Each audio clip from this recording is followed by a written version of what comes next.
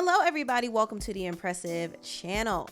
The rapper Offset did an interview with Joe Budden on his podcast, and he shared his thoughts on his soon-to-be ex-wife Cardi B's relationship with the NFL player Stefon Diggs. Now, Cardi and Stefon have been together, for probably close to a year now. It's even rumored that Cardi is pregnant with Stefon's child, but that's besides the point.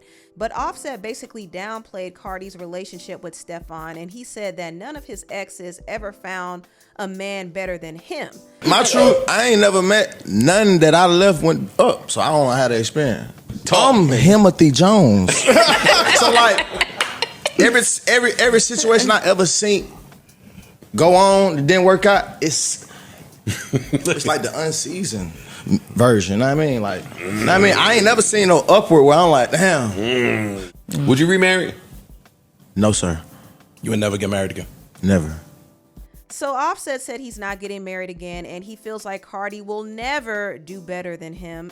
And I hate to say it, but knowing what I know about Stefon, I don't think that he's really an upgrade from Offset, to be honest. But still, Offset wasn't a model husband. He was actually a bad partner. And DJ Academics actually confirmed that Offset cheated on Cardi with a lot of different women in the industry too. What Offset's trying to say, yo, I done 3,000 girls on Cardi B. Y'all are saying I am hurt because she's finally giving me 1/1,000,000th of what I put her through. Yo, Offset was piping out chicks that Cardi was supposed to do music with. Offset Chrisean, Ari, Saweetie, 10 bitches from Starlets. Offset had chicks randomly just popping up to like the worst. There's two more names too I don't even want to mention because Offset was out here just piping everybody out. I'm not really surprised by these rumors because these rumors actually have been around. I have heard that Saweetie allegedly had a thing going on with Offset. Now, it hasn't been confirmed. It hasn't been denied, but I will say if it's true, it absolutely explains why Offset and Quavo fell out, because Quavo was dating Saweetie at one point and he seemed like he was really into her, but they had a very messy breakup, and he also stopped dealing with Offset, and their group, the Migos, broke up allegedly because of the tension they had over Saweetie. And I did also hear rumors about Offset allegedly messing around with Chrisean, Roc, and also Ari. I did videos talking about it too. So these are not new rumors, but it is interesting to see a public figure like DJ Academics, who has inside information about some of the things that happen in the industry, just flat out say this. And he knows of two other names that we know who could have possibly slept with Offset. And I kind of wonder if they were female rappers too. That would be very interesting too. But I mean, Offset is a dog. He really is a dog. He dogged Cardi out. And I know it had to be very embarrassing for her, especially for her to rub shoulders with some of her peers who could have very well been sleeping with her husband. Like, that is a mess. And you know what? It explains why Cardi was crashing out all the time, because Offset was putting her through it. He really, really was. Now, I want to talk about this Afrobeat artist named Ayra Starr. Ayra Starr did cause a lot of conversation after it was put out there that she signed to Roc Nation. Lord, not Roc Nation. But she did sign to them, and it's obvious that she is kind of looking for success in the States here. So she had to sign with a company that could kind of give her that access to some of the resources that are here. And I think Ayra is a talented artist. She makes good music. She actually released a new song called Hot Body. That is my song. I like that song. It's a vibe. It really is a vibe. But I don't know how she's going to do on Roc Nation, to be honest. I think they signed her for a couple of reasons. I think they're looking for another Rihanna. It seems like the labels have been trying to look for another Rihanna. They've tried to do the same thing with Tyla. And I think Roc Nation is trying to do the same. They're trying to see who can be the next one to carry on Rihanna's torch. I kind of get the feeling that Rihanna is not really interested in releasing another album under Roc Nation after what happened with that whole title situation where her Anti album was leaked and she ended up selling 460 copies in the first week.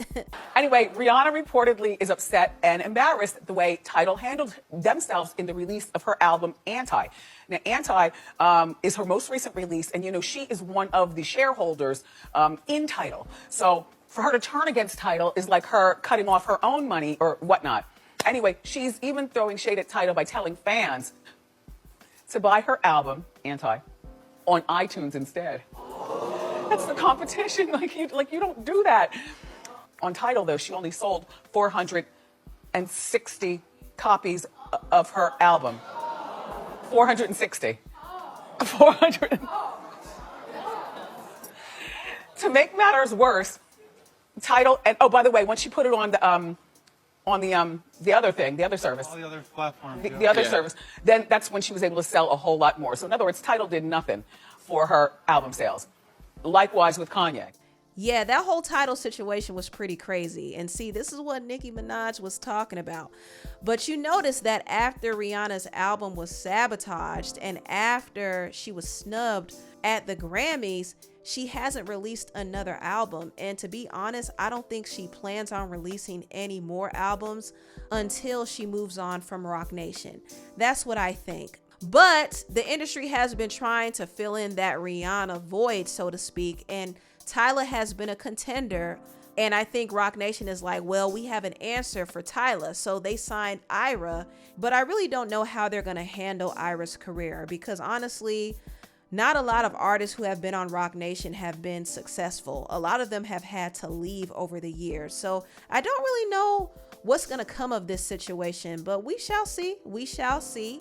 Now, moving on, I want to talk about one of Diddy's girlfriends, Gina V. Gina V has been advocating to get Diddy out of prison because she needs her bills paid, okay? Now, Diddy is currently behind bars and he's going to face his sentencing on October 3rd. He was found guilty for 2 counts of prostitution charges, but he was able to beat the RICO charge and the sex trafficking charge. So that was a huge win for him, but still he is looking at time in prison. And since he is a first-time offender, I think the most he would get likely is probably 5 years, but he might even get less than that.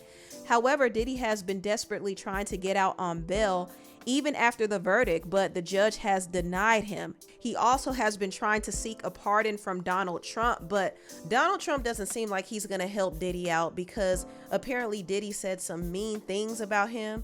And you know Donald Trump is petty, so he might not let him out, which is interesting because he's considering to let Ghislaine Maxwell out, who is a sex trafficker, but that's a whole nother topic for another video. But since Diddy doesn't have favor from the president, he's very desperate. I mean, he's desperate enough to put up $50 million to try to get out on bail. He doesn't want to wait till October 3rd for his sentencing hearing. And to be honest, I think it would have been best if he actually was patient and waited until that hearing, because now that he's being so pushy about getting out, I think it's turning the judge off.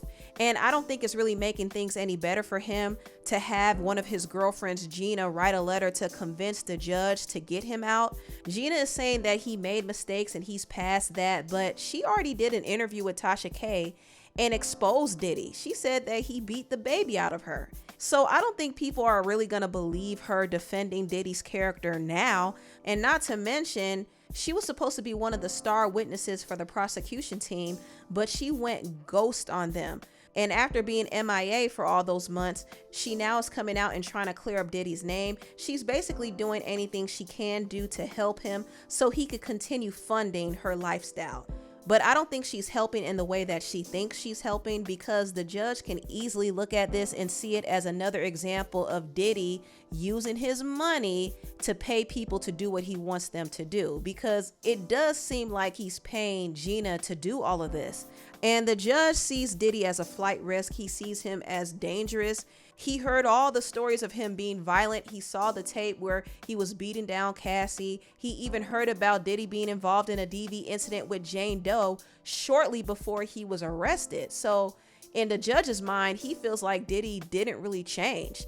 And the witnesses, Cassie and Deontay Nash, wrote to the judge and begged him not to release Diddy out on bail because they feel like Diddy can pose as a risk to their lives and the other victims. So the judge is keeping all of this in mind, and he doesn't have the patience for Diddy shenanigans, which is why Gina writing a letter is so pointless. Now, Gina did go on Threads and she made several posts. She said, "Free Diddy. You sheeps act like I can't forgive a man I once loved. I'm not gonna kick him while he's down because y'all want me to. B, I don't even know you. The FLOL goofies, I'ma always have his back." She also quoted a lyric from the City Girls song Act Up, which I thought was interesting because Gina was beefing with one of the City Girls named Young Miami. They both were fighting over Diddy. And I do think Gina was jealous of the attention that Diddy was giving her. So I do think it's very interesting that she's now quoting Young Miami's song. Maybe she's trying to throw subs at Young Miami and she's trying to say, I'm a real one. She's trying to prove to Diddy that she's realer than his other girls and she's standing by her man. But we know the real reason why Gina is doing all of this is because she needs her bills paid. She needs money. But anyway, tell me what you all think about this video down below. Please like, comment, and subscribe, and share this video if you care. Thank you so much for watching, and I'll see you next time. Bye.